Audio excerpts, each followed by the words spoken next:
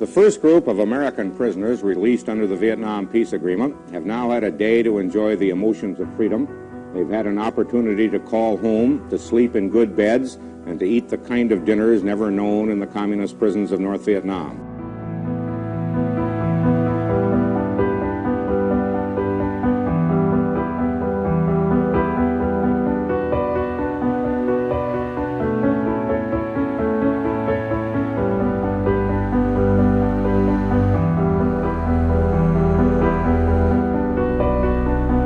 I know Tom real well, and when he got this appointment on the commission for World War I said, "What shall I call you?"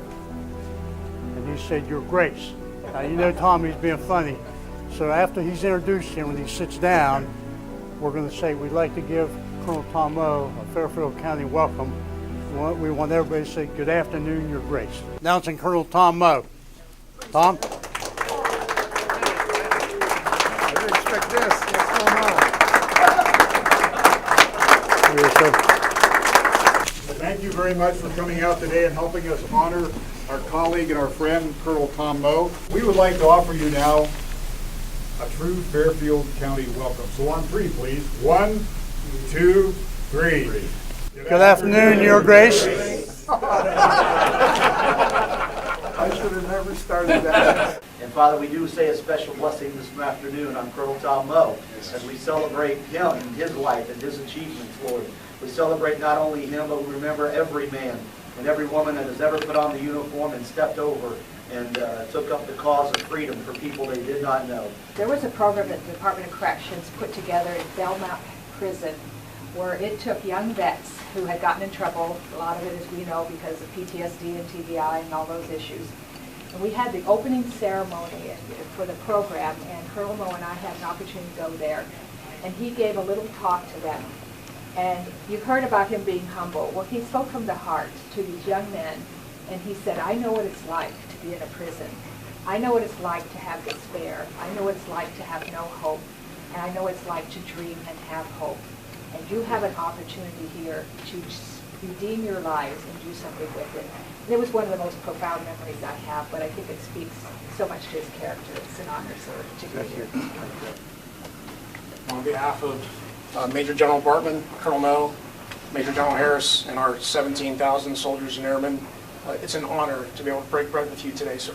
Thank you. I'm a military kid. Dad served in the Navy. All the grandparents were in the Army. So I'm very grateful to be here today among that extended military family because, of course, that always stays with you. And very grateful to get to say just even a little thank you for your service today.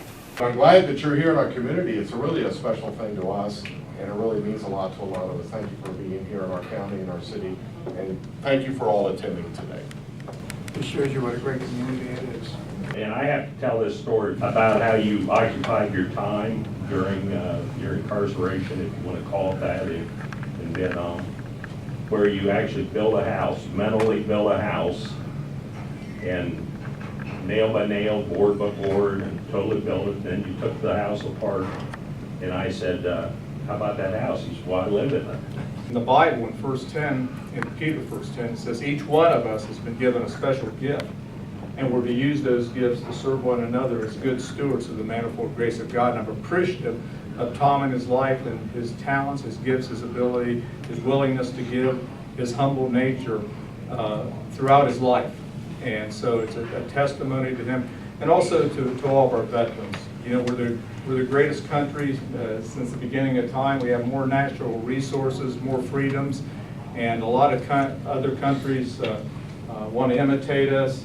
They admire us, but many want to destroy us. And it's the veterans and the men and women that serve that kept our freedom intact for all these years and continue to this day. So I'm appreciative of that, appreciative of your friendship, and it's just a wonderful time to get together and celebrate. Just give you a brief history of the Gold Star Family Committee, how this all kind of came out, the connection with Colonel Moe. My wife Joanne was a Gold Star widow. Sergeant Gary Clark was killed in Vietnam December 17th, 1969. And somewhere along the line, about 2007, I got fired up about the Gold Star Family license plate. We got a committee put together. We got Senate Bill 25 passed for Gold Star license plates. Colonel Tom Moe kind of jumped on board. He's been a volunteer in that committee. And after we did that, we realized that the people killed in the military in accidents, they're not Gold Star, they get no recognition. So several years later, we got the bill passed for military sacrifice license plates. My father was a navigator on a patrol bomber in the Aleutian Islands of World War II. That was the real deal. My mother served in the Army, and Tom Moe and I have done a number of things together, some political stuff and veteran stuff. He had the opportunity to meet my dad over on the farm, and hear these two flyboys telling the stories. I was literally above my head. But anyway, my dad passed away 2016, but he was a big admirer of Tom's. Well, there's a retired police officer, Tom Seibert, that makes things out of wood. He took a piece of walnut from the family farm, and he made something branching on. Okay. Here's a presentation of that piece. It's from the family with heart.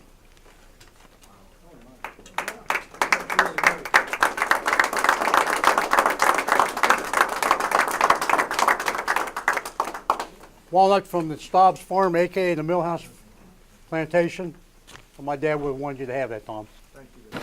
Colonel, again, we want to thank you when you attended our highway dedication ceremony for my uncle, and we had challenge coins printed up, and we want to present one of these to you from the Analog family. That is very special. Okay.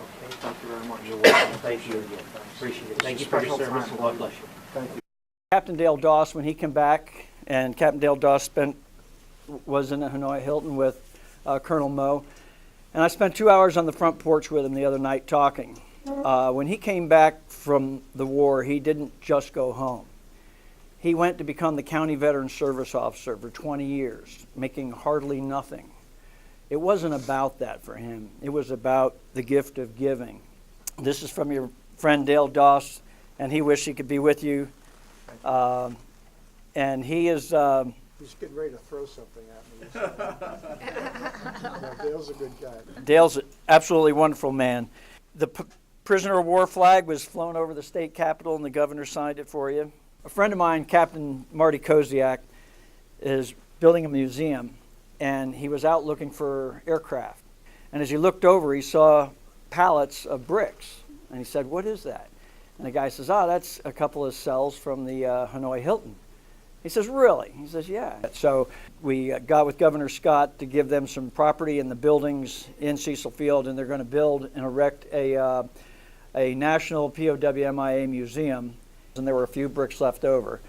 And one of them has gone to Dale Doss, and the second one here is for you, sir. And this is from your old homestead in Vietnam. Wow. If I tap on it, I could send you all a message. That is really special. It is. Yes, thanks Thank so you. much. I mean, unbelievable, really. Thank you. And what it says here is brick from the Hanoi Hilton, given to former prisoner of war, Colonel Thomas, Tom Moe, 1968 to 1973. Dick, you rascal. I hope he explained the your grace thing. You know, humility and your grace, how does that work? When I came home from Vietnam, I was really excited to get back to life. Matter of fact, my wife, Chris, now of 53 years, said often, couldn't we have slowed down just a little bit? She was on her own raising our little girl for 6 years. And I just needed to get back on the track. So I went to school. I got a master's degree in government and Soviet studies, trying to really understand all of what is going on with this Cold War business, which finally we succeeded. If we didn't win in Vietnam, we certainly won versus the Soviet Union. And I moved forward. I went back to flying. I was blessed to have 2 more kids, my 2 boys. Now I have 6 grandkids. And I think often of my whole family, but in a special way of my 2 boys and their 6 kids, because so many of our friends that didn't come home couldn't have a family. And one of the other hats I'm wearing is the new National Veterans Memorial and Museum being built in Columbus. So as the National Veterans Museum was taking place, okay, we did the national piece, and it was said among the group, and I think that discussion led by Senator Glenn, not long before he passed away, he was on the board. What about these people who served in the military and never got to become veterans in this true sense? They never got to come home and enjoy the fruits of their service, peace, and their families and so forth. And so the name now of the facility is the National Veterans Memorial and Museum. But as we commemorate the centennial of World War I, it was interesting that a commission was set up. I had the honor of being appointed to it by John Boehner, which was really, really thrilling.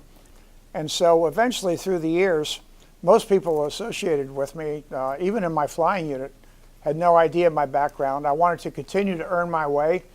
I eventually became an F-16 squadron commander. I earned that.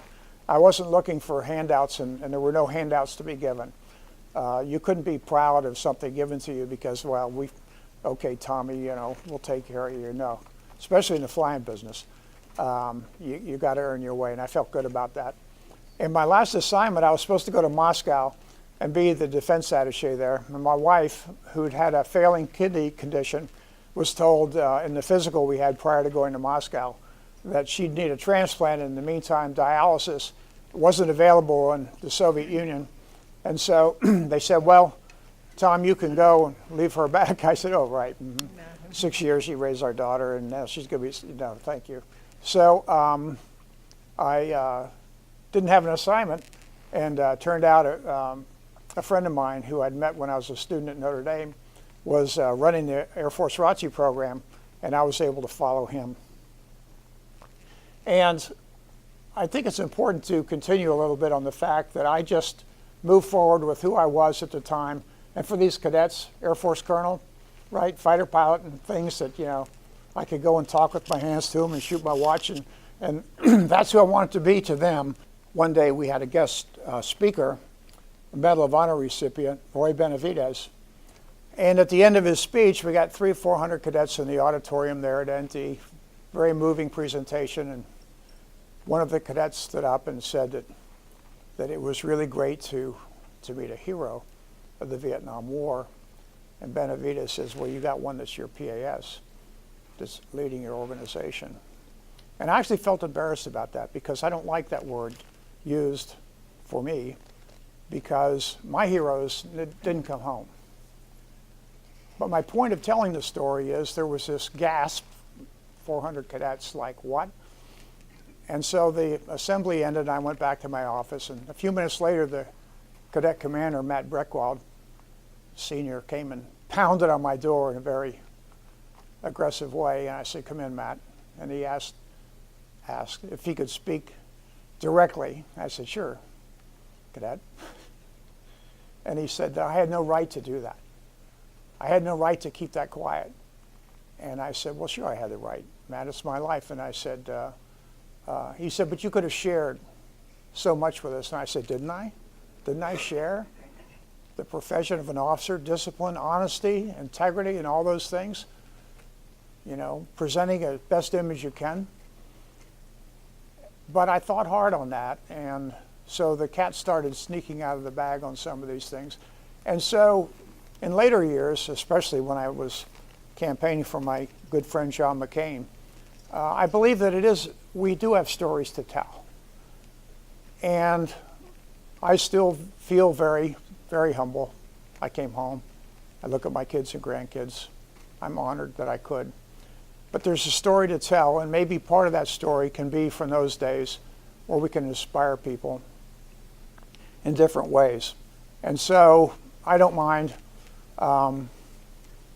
even though Dick calls me Your Grace, I'm pleased that I had a tiny hand in the process of inducting Dick into the Ohio Veterans Hall of Fame, which he absolutely earned without my effort. But I was pleased to be part of that. So Dick, God love you for doing that. And he's still at it every day. And thank you. It is such a pleasure and an honor and a love to live in Fairfield County, which I admit to everybody unless I'm in Alabama. Then I don't say I'm from Fairfield County because old Sherman was born here, so we have to be careful about it. Thank you all, and God bless. God bless all of you.